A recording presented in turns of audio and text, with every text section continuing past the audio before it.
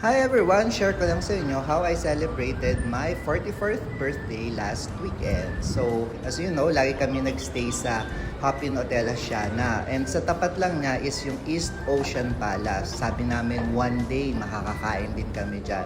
Mukha siyang social kasi So, nagpa-reserve ako for my birthday. And nag-order kami ng mga gusto namin like this pork and chicken na dish nila.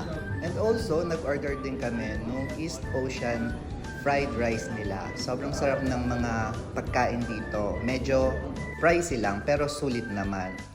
All in all, naka 3,000 pesos yata kami. Kasama na itong dessert na cake.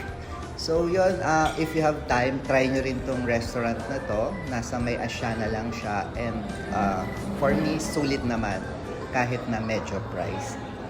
Thank you for watching and have a nice day!